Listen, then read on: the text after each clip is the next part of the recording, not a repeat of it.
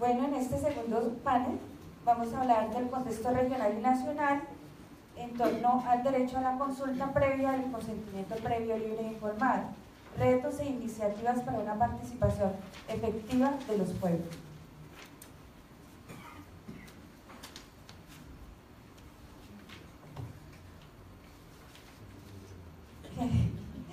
De acuerdo a la agenda, tenemos al doctor Hernán Coronado en primer lugar y luego a nuestro representante.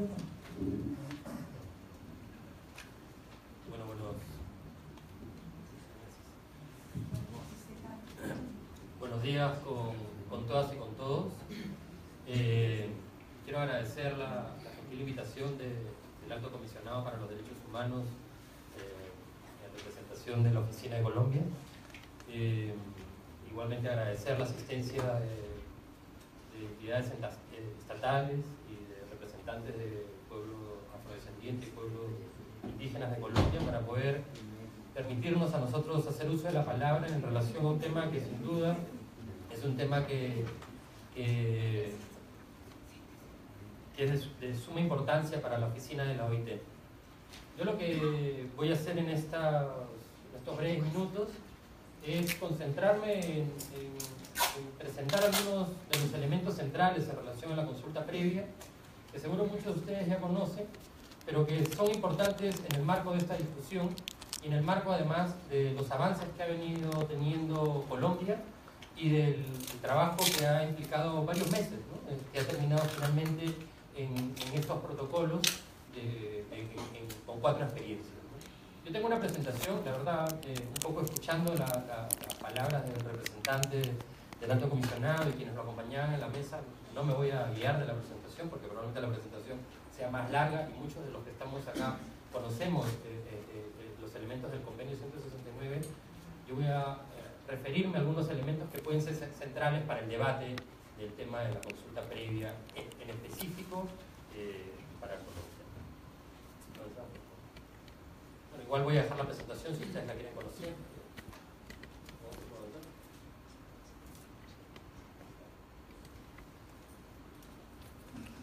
Bueno, lo primero que quería mencionar es que hablar un poco de la OIT, ¿no? La OIT es una agencia especializada del Sistema de Naciones Unidas, va a cumplir 100 años de su creación. Es una agencia que tiene además una composición completamente distinta a las demás agencias del Sistema de Naciones Unidas. Primero porque se creó antes de Naciones Unidas, se creó en 1919 como resultado de la Primera Guerra Mundial. El Tratado de Versalles contempla un artículo específico que implica la creación de la Organización Internacional del Trabajo. Y cuando se crea Naciones Unidas, la OIT se adscribe a este organismo, pero se adscribe con todas las competencias que ya tenía la oficina, que tiene que ver básicamente con una composición completamente distinta al resto de las agencias. La OIT tiene una composición tripartita y en ella se ven representados los gobiernos, los trabajadores y los empleados. ¿Y por qué digo esto? Porque esto marca un punto fundamental cuando hablamos también de la consulta previa, ¿no? Que tiene que ver con un mecanismo de diálogo que forma parte del ADN mismo de la OIT. La OIT en su composición tiene el origen del diálogo social, del entendimiento y de la generación de consensos. Y es por eso que la OIT tiene un convenio como el convenio 169 que establece claramente un derecho como la consulta previa. Que no es el único convenio de la OIT que habla de consulta previa. Sin embargo, es el único que habla de consulta previa para un actor que no forma parte de esta composición tripartita, sino para un actor en específico que son los pueblos indígenas y en el caso específico de Colombia también la población afrodescendiente. El mandato de la OIT, cuando la OIT fue creada, tiene que ver con la promoción de la justicia social, los derechos laborales y humanos reconocidos internacionalmente, y en este trabajo, y voy a hacer una historia del tema, la OIT está involucrada en examinar la situación de los pueblos indígenas desde su creación. De hecho, en la década del 20 ya la OIT contaba con informes sobre cuál era la situación de las poblaciones indígenas, básicamente vinculadas a situaciones de esclavitud o de trabajo forzoso. Entonces, no es un tema que surge del convenio 169 en el año 1989, es un tema que además está en el mismo origen de trabajo de la OIT. Además, la oficina de la OIT para los países andinos en Lima, sus primeros trabajos, que que fueron compuestos por una comisión que se llamó la Misión Andina, tenía que ver con trabajo, tenía que ver con una misión en muchos países de la región, Perú, Bolivia y Ecuador, con población indígena. Entonces, el tema indígena es un tema que está presente en la oficina de la OIT. Hay dos convenios, el convenio 107 es un convenio que no está abierto a la ratificación, y el convenio 169 que ustedes ya conocen. ¿Por qué es que les menciono la composición tripartita de la OIT? La OIT además tiene una característica especial, tiene un sistema normativo propio. La OIT tiene como mandato la creación de normas. A lo largo de su historia, la OIT tiene 189 convenios. El primero de ellos, el que establece las 8 horas laborales, parte de, seguro que ustedes, la discusión histórica que hubo sobre estas 8 horas laborales. Y el último, el convenio 189, que tiene que ver con el trabajo doméstico. Entre esos 189 convenios hay dos convenios, como les mencionaba, el convenio 107 y el convenio 169, que tienen una referencia explícita al tema de pueblos indígenas. ¿Está bien? Y esos convenios son elaborados de manera tripartita, es decir, no solamente son elaborados por los gobiernos, son elaborados por los empleadores y por los trabajadores. Es más, en la elaboración del convenio 169 participaron también delegaciones de pueblos indígenas en el debate, porque no podía haber un debate que revisara el convenio 107 si es que, evidentemente, lo que se buscaba era promover la participación de los pueblos indígenas y ellos no estuvieran sentados en el debate. Si bien los pueblos indígenas no son un mandante de la OIT, sí son un aliado importante para el desarrollo de las acciones y la asistencia que brinda la oficina de la OIT en los diferentes países.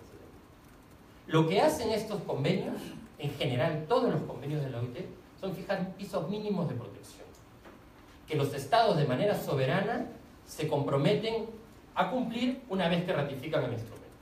Es decir, en el caso de Colombia, que además fue uno de los primeros países a ratificar el convenio 169 luego de México, Colombia se compromete de manera soberana en el cumplimiento del instrumento internacional. No solamente en lo referido al artículo 6, que tiene que ver con la consulta previa, sino en lo referido al texto, al íntegro del texto, ¿no? Que tiene que ver más allá de consulta previa. La importancia de que la OIT tenga un sistema normativo que da normas también tiene que ver con que tiene un sistema de control para ver cómo se implementan estos convenios. Es decir, los gobiernos, cada cierto tiempo, de manera periódica, tienen que enviar información a los órganos de control de la OIT para ver cómo se vienen cumpliendo los instrumentos que ha ratificado. En el caso de Colombia, por ejemplo, el próximo año, en el año 2018, le toca enviar su memoria de cumplimiento del convenio 169 de la OIT. Entonces, no solamente se dan normas de manera tripartita que buscan consenso, que surgen del diálogo social, sino que, además de eso, son normas que están sujetas al control internacional, al control de la OIT. Algunos elementos centrales en la discusión. El convenio 169 es un convenio técnico de característica prácticamente latinoamericana. ¿Por qué les digo esto? Porque es un convenio que probablemente no tiene muchas ratificaciones en comparación con otros convenios de la OIT. 22 países lo han ratificado, pero 15 de esos países se encuentran en América Latina y el Caribe. Es decir, la discusión en la región de América Latina y el Caribe no puede estar exenta de las obligaciones que se derivan del convenio 169. Probablemente en otras latitudes, en donde no existe esta ratificación, la discusión está guiada por otros instrumentos internacionales. Pero en el caso de la región de América Latina y el Caribe, el convenio 169 es el instrumento que vincula jurídicamente a los estados y que forma parte, pues, de la discusión central en materia de derechos del pueblo indígena. ¿Es vinculante para los países que lo ratifican? No es posible ratificarlo con observaciones. Y algo que mencionaba el representante del Ministerio del Ambiente, es también un instrumento de gobernabilidad y de paz. Y un claro ejemplo de eso es que ha sido incluido en los acuerdos de paz de algunos países. En el caso de Nepal o en el caso de Guatemala, uno de los puntos de los acuerdos de paz fue la ratificación del convenio 160. Entonces, no solamente estamos hablando de un instrumento que contiene derechos, estamos hablando de un instrumento que establece formas de relacionamiento entre el Estado y los pueblos indígenas. Y para el sector privado, implica, pues, una guía de buenas prácticas, ¿no?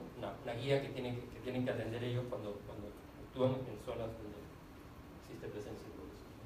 ¿Es entonces el instrumento jurídico de mayor importancia para la región? Es un instrumento de derechos humanos, porque lo que contiene son derechos humanos y en su mayoría de alcance colectivo.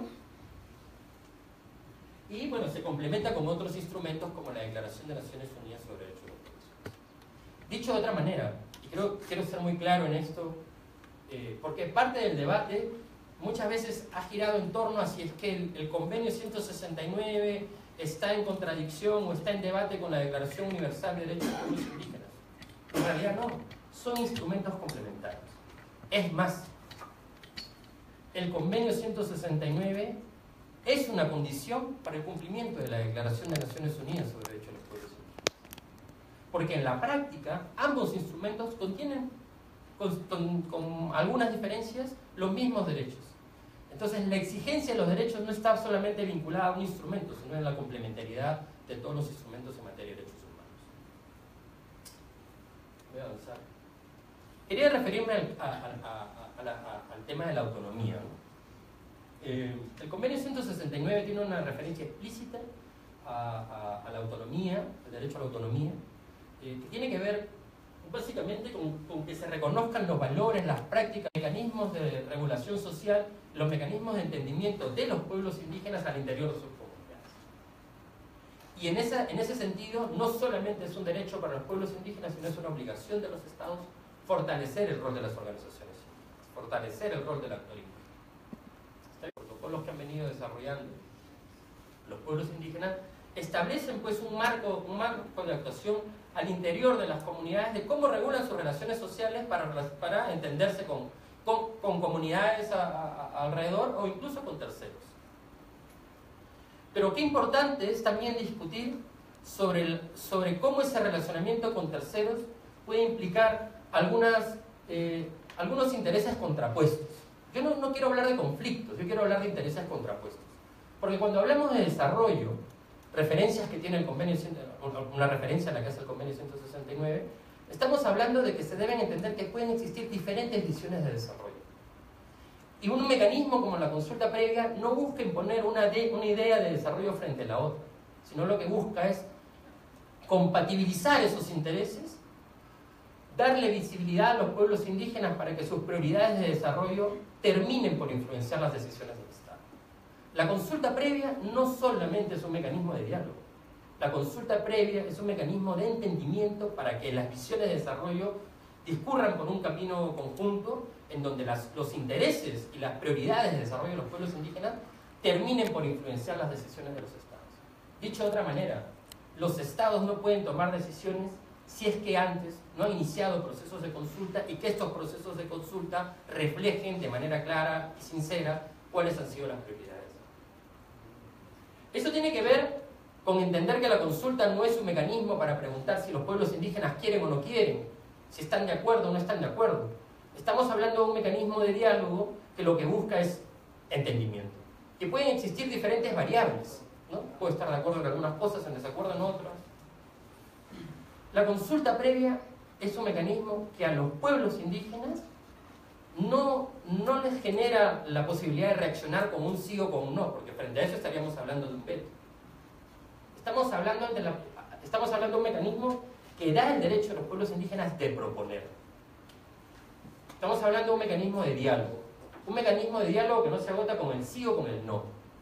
Porque si esto se agotara con el sí o con el no, probablemente esto se resolvería de otra manera. Se resolvería con un ánfora al centro, en donde la gente votaría si está de acuerdo o en desacuerdo con algo, ¿no? Como lo hacemos en los referéndums, en las consultas populares, ¿no? Y no existe la posibilidad de estar en parte en acuerdo en algo y en desacuerdo en algo. Entonces estamos hablando de la construcción conjunta, del entendimiento de las diferentes visiones de desarrollo, en donde los pueblos indígenas tienen la obligación y el derecho de proponer ante las medidas que los estados quieren llevar a cabo. Y la obligación de los estados es incorporar esas prioridades de desarrollo en las decisiones que toman. Sin embargo, el convenio 169, al ser un mecanismo de gobernanza para los pueblos indígenas, para los gobiernos, para los estados, establece también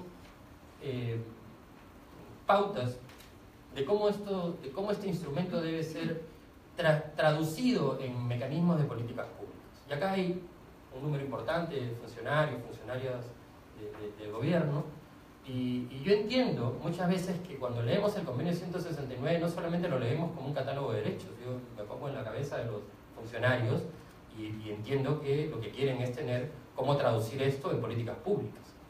Las políticas públicas, como ustedes bien saben, se traducen en normas, se traducen en fortalecimiento institucional, se traducen en capacidad presupuestal y capacidad técnica. Entonces el ejercicio en relación con el convenio 169 para la función pública es materializar esto en políticas públicas. Es decir, que la consulta previa no solamente sea un derecho, sino una política nacional. No solamente hablar de la consulta previa implica pues que referirnos a 3.000, 4.000 o 5.000 casos de consulta exitosos o no en Colombia, sino referirnos a que debe existir una política nacional que aborde las cuestiones relacionadas con pueblos indígenas y que como parte de esta política nacional deben existir mecanismos claros que brinden seguridad jurídica en relación con la consulta previa. Y existe un artículo que tiene que ver con la acción coordinada y sistemática, y esto va dirigido a los compañeros de funcionarios del gobierno que establecen algunas pautas, ¿no? Lo primero que dice, para traducirse el convenio 169, es que debe haber un análisis cuidadoso, modificación de leyes, políticas, programas existentes en todos los sectores, consultando, porque no hay otra forma de hacerlo, recomendaciones cuando sea necesario, y consulta para tomar las medidas necesarias para operativizar el convenio. Deben existir instituciones para coordinar la implementación en todos los sectores y niveles de gobernanza y asegurar la participación de los pueblos indígenas en los procesos de toma de decisión. Se deben asignar los recursos presupuestarios necesarios tanto para acciones específicas como para la integración de esfuerzos en todos los sectores, y se debe generar conciencia, formación y capacitación de los representantes y comunidades indígenas, tomadores de decisión, funcionarios de gobierno, jueces, medios periodísticos, etc. Eso es básicamente las obligaciones a grandes rasgos que se derivan del convenio 169 en relación con la implementación de políticas públicas. Voy a concluir refiriéndome a algunos elementos centrales de la consulta.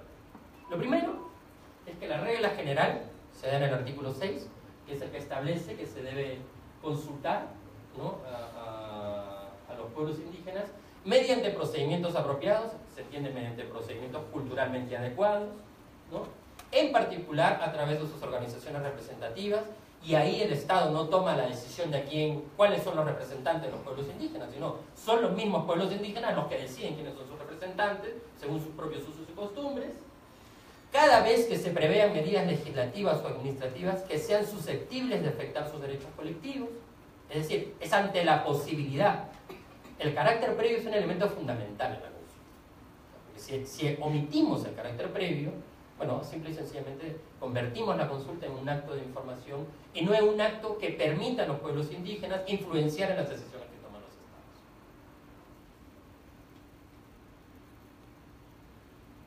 Entonces existe una doble finalidad. Una finalidad procesal, que es de la que siempre hablamos, ¿no?, que es lograr el acuerdo del consentimiento, y que estas consultas deben efectuarse de buena fe y de una manera apropiada en las circunstancias, con la finalidad de lograr un acuerdo o el consentimiento. Acá me detengo 2 minutos. Muchas veces se dice que la consulta está basada en la buena fe, y eso pareciera leerse como que las partes solamente deben comportarse de manera adecuada. Sin embargo, la buena fe, entendida en el convenio 169, no solamente es comportarse de manera adecuada, es un principio jurídico. Es decir, quien lo quiebra debe ser responsable. Si se logran acuerdos como parte del proceso de consulta y entendemos que la buena fe es un principio jurídico, las partes están obligadas a cumplirlo. Y si alguien incumple uno de esos acuerdos, deben existir mecanismos institucionales para que tanto los pueblos indígenas o los gobiernos puedan recurrir a la necesidad de que se restablezcan los acuerdos. Entonces, la buena fe no solamente es entendernos bien, comportarnos adecuadamente. La buena fe entendida en el convenio 169 es un principio jurídico y debe ser garantizado como tal. Quien quiebra ese principio debe ser responsable de eso.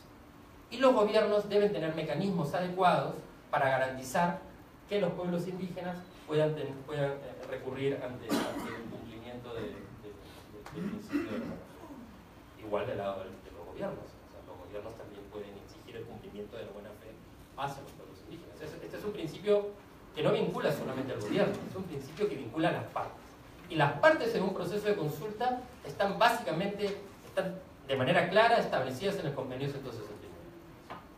Porque dice, el Convenio 169 habla de una obligación. El Convenio 169 en el artículo 6 no dice, los pueblos indígenas tienen derecho a la consulta, no, eso no dice. Dice, los gobiernos deberán. Es decir, lo que hace es establecer una obligación, y se la establece, dice quién es el obligado, el gobierno, y luego dice a quién, a los pueblos indígenas. Entonces, en un proceso de consulta hay dos actores. Una parte obligada, que son los gobiernos, y un sujeto de derecho, que son los pueblos indígenas. Y lo que hay que discutir en la política pública es cómo este mecanismo de consulta termina involucrando también actores que pueden tener interés en estos procesos. Pero, sin embargo, quiero dejar claro que las partes son dos: los pueblos indígenas. Y acá hay un elemento central. ¿Por qué es que se consulta? No se consulta solamente para lograr el acuerdo del consentimiento, porque probablemente en algunos casos no se logre ni el acuerdo ni el consentimiento, y eso no invalida la consulta, porque las partes de buena fe pudieron actuar del proceso y no necesariamente logran el acuerdo o el consentimiento, y eso no hace que la consulta sea inválida. Como cualquier proceso de diálogo, podría no existir acuerdos. Sin embargo, también es cierto que en términos objetivos, y dadas las cifras en la región, son muchos más los casos de consulta que terminan con acuerdos exitosos que procesos de consulta en donde no existen acuerdos. Entonces, esta idea de que la consulta es un obstáculo para el desarrollo, en términos objetivos, por lo menos, no hay mayor evidencia. Lo que hay evidencia es que el incumplimiento de la consulta sí genera inseguridad jurídica. ¿No?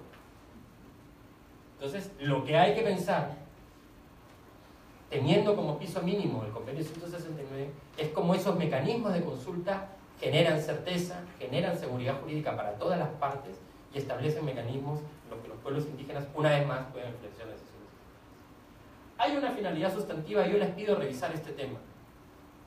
Es decir, ¿cuál es el fondo de la consulta? Y el fondo de la consulta es, una vez más, que los pueblos indígenas pueden influenciar con su prioridad de desarrollo las decisiones estatales que podrían ser susceptibles de afectar sus derechos políticos. ¿Por qué? Porque solamente tiene sentido una consulta si es que la consulta en sí mismo logra garantizar derechos colectivos. Y el catálogo de derechos colectivos es el Convenio 169. Esas consultas tienen que, una vez más, buscar sentidos comunes para lograrlo. Quiero hacer una referencia específica al consentimiento. Y es un tema que está en el protocolo, que está en el debate, no solamente en Colombia, sino en general, en muchos de los países que vienen. En el entendido del Convenio 169, el consentimiento no es un derecho. El consentimiento es un principio que se deriva del derecho a la consulta, porque la obligación no es obtener el consentimiento, la obligación es realizar la consulta con miras a lograr el acuerdo o el consentimiento. ¿Está bien? En ese sentido, los órganos de control de la OIT, en una observación general del año 2011, específica sobre el tema de consulta, señalaron que cuando se refieren a las consultas, se refería a que las consultas deberían resultar en la obtención de un acuerdo o el consentimiento de lo que se consulta, sino que quiso expresar a ver, lo pongo en otros términos. Cuando leemos el Convenio 169 de la OIT, el consentimiento no es un fin. El consentimiento es hacia donde las partes aspiran, pero no necesariamente es un requisito independiente. ¿Está bien? El Consejo de Administración señaló que el Convenio 169 no proporciona un derecho a veto a los pueblos indígenas, ya que alcanzar un acuerdo o lograr el consentimiento es el propósito al iniciar el proceso de consulta y no un requisito independiente. ¿Qué quiere decir esto? Que si es que no se logra el consentimiento, no significa que la consulta sea inválida. Entonces, creo que es importante centrar la discusión en el derecho. Y el derecho es la consulta. El derecho es la consulta previa y el consentimiento es un principio hacia el cual las partes avanzan. Pero no es un requisito independiente. ¿Está bien? Entonces, quiero señalar señalar esto porque si no podemos entrar en una discusión en la que las consultas terminan siendo de un ¿estás de acuerdo o estás en desacuerdo? En un sí o en un no. Yo creo que las consultas hay que verlas como la posibilidad que tienen los pueblos indígenas de proponer frente a las alternativas de los estados. Y los mecanismos de consulta deben garantizar también espacios para que los pueblos indígenas fortalezcan sus organizaciones y tengan la posibilidad de presentar propuestas alternativas a las que presenta el Estado. Y que haya una discusión sobre propuestas, no una discusión de si quiero o no quiero. Voy a concluir con lo siguiente. Bueno, ustedes saben que hay condiciones, hay situaciones específicas de consulta, en el caso de recursos naturales, en el caso de desplazamiento, etc. Voy a concluir con lo siguiente. Es importante no limitar la consulta a un acto informativo, porque eso no es consulta. La OIT ha señalado que las consultas pro forma o la simple información no cumplen con los requisitos del convenio 160. Es decir, hacer el esfuerzo para ir solo a informar a los pueblos indígenas no garantiza que se cumpla el derecho a la consulta. Eso es un acto de información. Al mismo tiempo, dichas consultas no implican un derecho a veto, porque no estamos hablando del sí o el no, estamos hablando de una construcción conjunta a partir del diálogo, ni sus resultados será necesariamente lograr el acuerdo o el consentimiento.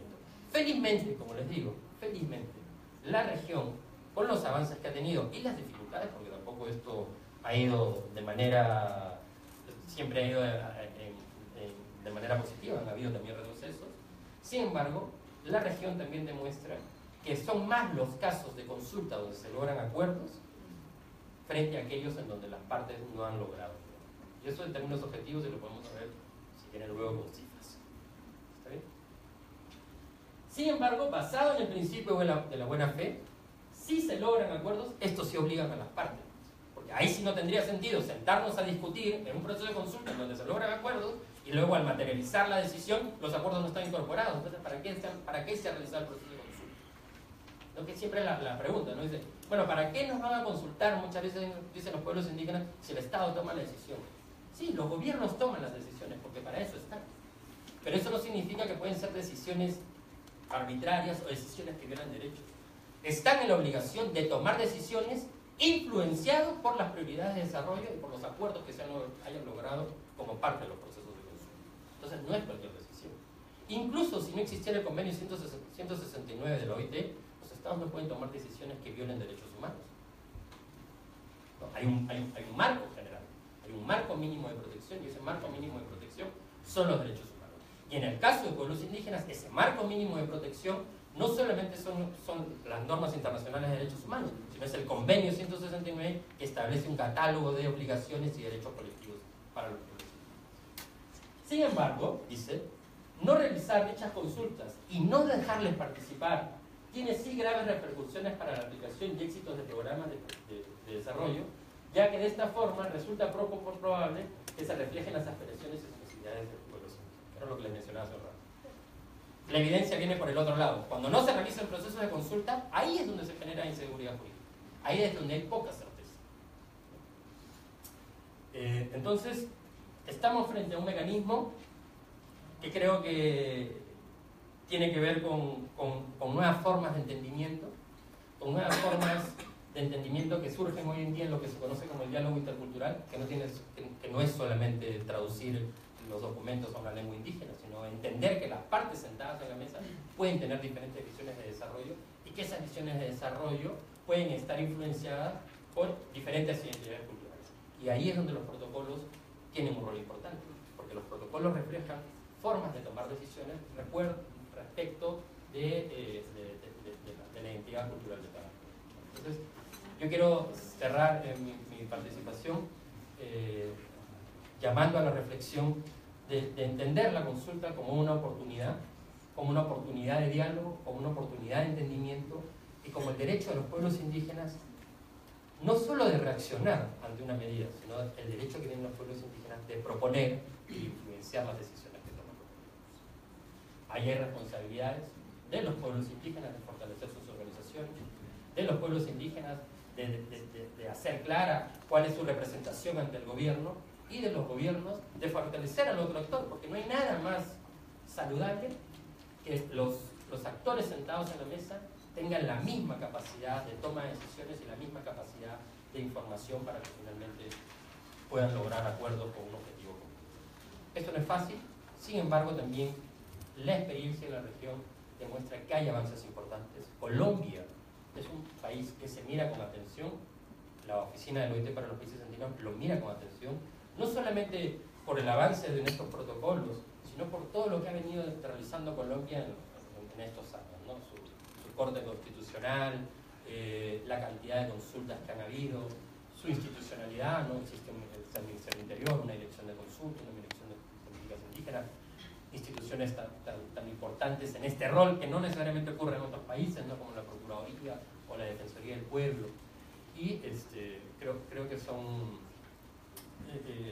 los resultados de lo que ocurra en Colombia con respecto a la consulta va a tener sin duda un impacto en la región. O sea, no es un tema que es. Bueno, yo les agradezco, espero haber podido contribuir en el debate y bueno, estaré a lo largo de esta mañana para poder seguro intercambiar con ustedes más información. Muchísimas gracias. Muchas gracias, doctor Coronado.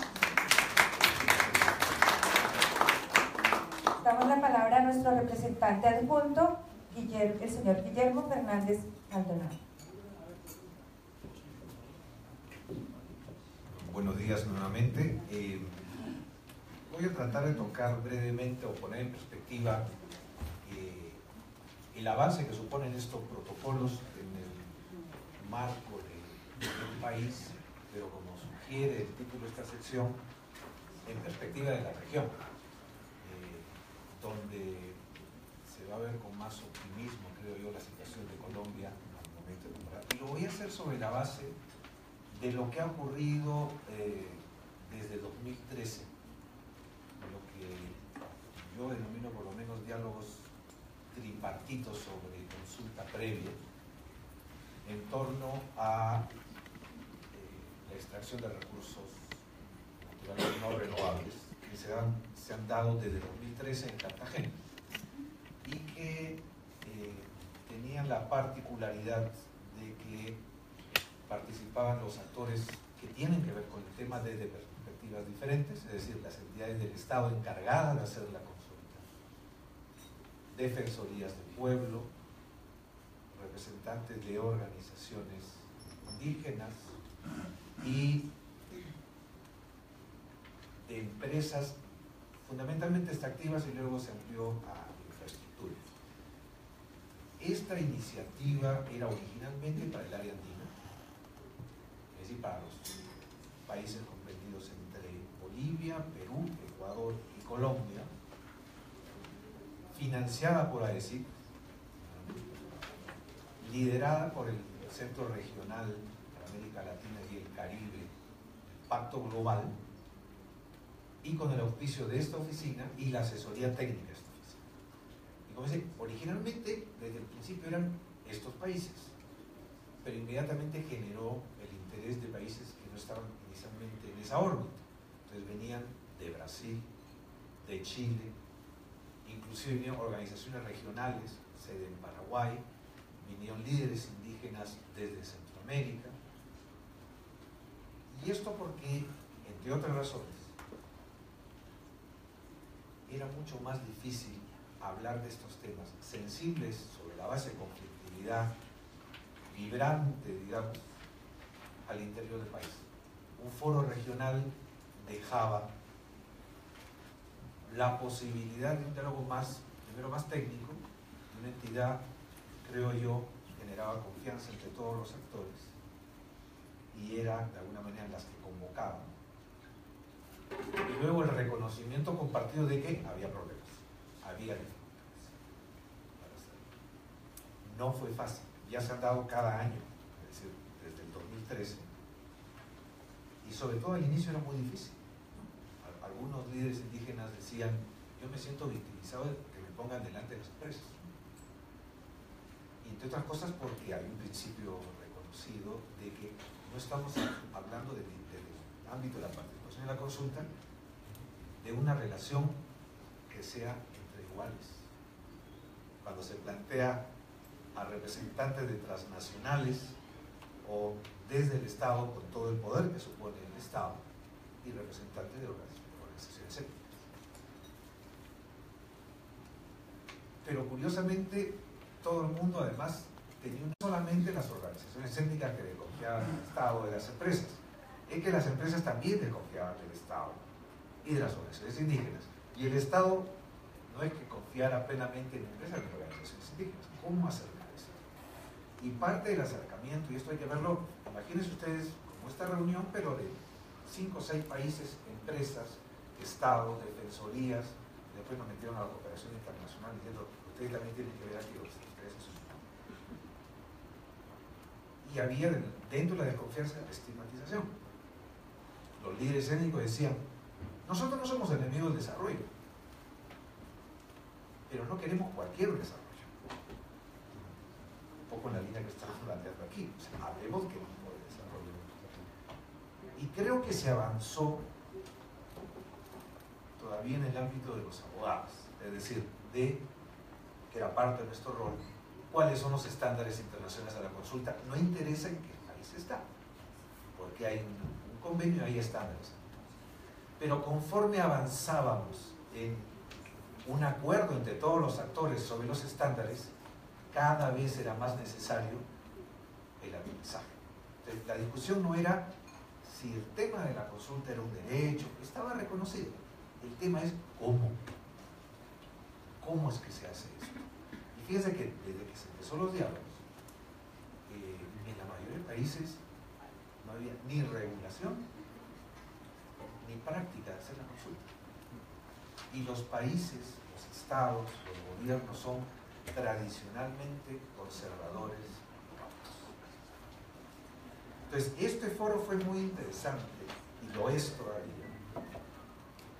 porque mostró regionalmente de que a pesar que en la región se concentra la mayor cantidad de países que han ratificado el convenio internacional, que tienen constituciones que reconocen que están dentro del bloque constitucional, y nuestros países son muy buenos en la parte de arriba del deber ser, en la mayoría de los casos no lo aplicaban. O sea, había una brecha muy grande entre lo que se reconocía y lo que pasaba en la realidad. Y además era algo, es decir, ¿cómo regulamos y aplicamos algo sobre lo cual no tenemos la menor idea? Nunca lo hemos hecho. Y a esto lo sazonamos por el tema de la confianza. Entonces eran muy caros. Entonces aquí aterrizo un poco la importancia del tema de Colombia. Colombia sí tenía cosas que ofrecer, y por eso el impacto de lo que pudo haber pasado en otros países. En primer lugar, y ha sido mencionado por Hernán, el tema de la jurisprudencia constitucional. Es decir, no solo lo que está escrito, sea en el convenio, sea en el reconocimiento constitucional, sino la interpretación constitucional y el seguimiento de la Constitución. Esta jurisprudencia ha sido referencia en toda la región, no solo para Colombia. Y no es, digamos, poca cosa, porque estamos hablando de reconocimiento de un derecho al máximo nivel normativo, pero que no funcionaba en la realidad.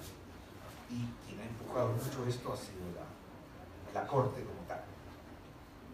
Pero además, también, como ha sido señalado aquí, Colombia es el país que hace más consultas en el mundo. Es cierto, uno puede analizar las consultas, puede tener observaciones, críticas, recomendaciones. Pero en ese momento, si uno se iba a otro país, no había que criticar porque no había ninguna consulta. O sea, no había algo para perfeccionar porque no había nada. Y parte de las preguntas que se hacían los otros países, los otros gobiernos es, ¿cómo lo hacen? ¿No? Y ese dato era fundamental y ha sido fundamental. Y esto incluso a nivel del alcance. Yo recuerdo una anécdota en una de las reuniones seccionales, de decir, por grupos, en que estaban los representantes de gobiernos, y estaba creo que era el ministro del Interior de Bolivia, que dijo, estamos pensando cómo podemos regular esto de la consulta sobre leyes, sobre proyectos de ley. Y esto, uno recuerda a Pedro Posada, él estaba en esa reunión, que dijo, no, nosotros aquí hacemos también sobre normas administrativas de carácter general. ¿Cómo hacen eso? Indirectamente, el mensaje central es, sí se puede hacer. Porque la posición conservadora de muchos de los países es, mejor no le entremos a esto porque no sabemos dónde nos va a llevar, ni qué impacto puede tener a nivel económico, que puede desalentar la inversión. Y de repente teníamos un ejemplo concreto de un país que hacía muchas consultas, de un país que además abarcaba no solo temas de proyectos, sino normas y además normas administrativas. Y estaba funcionando económicamente bien. Pero además de eso, el tema también mencionado acá, institucional. Este es el único país que tiene una dirección. En ese momento, en los demás países, ni siquiera había una entidad, ni siquiera se sabía quién es el responsable de ese. Oye, mucho menos que hubiera una entidad con la cantidad de funcionarios y de recursos para hacerlo. Con toda la crítica que se puede hacer, si uno se mueve a otro país, nuevamente, ni siquiera puede ubicar una entidad del Estado a la cual criticar, porque no se sabe quién tiene que hacerlo. Y esto por el otro lado también, es decir, el tema del derecho a la consulta sobre pueblos indígenas, convenio 169, es el extendido, pero sobre afrodescendientes, solo lo reconoce Ecuador y Colombia. Y en el caso de Ecuador lo reconoce, no lo aplica. Bueno, ahora está Bolivia. Bolivia también lo reconoce, tampoco lo aplica. Dejamos esta parte. El tema central, por lo tanto, para empujar en otros países, más que decir la norma de lo que establece, es decir, cómo se hace. Eso es lo que más convence a los demás estados. Y por ejemplo, lo de la mesa permanente de concertación o el espacio nacional de consulta previa tampoco tiene referencia en otros lados. Entonces no solo es la parte desde el Estado, sino la parte de interlocución desde las propias organizaciones, donde hay ejemplos concretos en Colombia para ser replicados en otros lados. Que yo sepa, y ahí me corriges, Hernán, tampoco hay una experiencia de que el Plan Nacional de Desarrollo pase por las organizaciones. La vía de acceso a las organizaciones étnicas al Plan Nacional de Desarrollo es el periódico oficial. No hay ninguna interacción.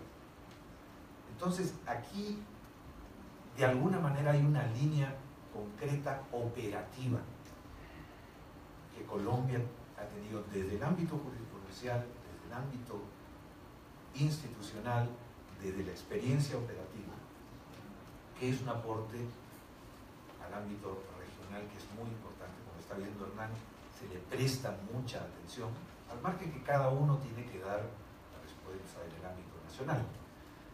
Y estos protocolos alinean exactamente en ese ámbito. Es una experiencia que no hay en otros países, es una experiencia de la cual se pueden aprovechar otros países, ¿sí? Está en la línea de aterrizar en lo concreto. O sea, ya los reconocimientos en el ámbito normativo, en muchos casos, es la respuesta finalmente de lucha de años de los pueblos étnicos. Tiene que aterrizarse en cuestiones prácticas. Los protocolos son cuestiones prácticas que tienen impacto en la vida de la gente. Y creo que va precisamente en la línea de cómo hacemos que lo que aparece en las normas internacionales y nacionales impacte en la vida de las personas, las comunidades y los pueblos. Entonces yo no voy a extenderme más en esta línea. No estoy planteando con eso de que no hay cosas por hacer en Colombia. Y por supuesto hay cosas por hacer y se están haciendo. Hay cosas por mejorar y es la intención de todos superarlo. Pero sí estoy tratando de poner en la visión continental de que las luchas, de que el marco jurídico, de que la jurisprudencia, de que el aparato constitucional el reto que supone el funcionamiento de todo esto en la construcción de la paz puede ser un referente de mucha importancia, ya no solo para las comunidades que han hecho los protocolos, ya no solo para los pueblos étnicos en Colombia, ya no solo para Colombia como totalidad, sino para el avance de la vigencia de este derecho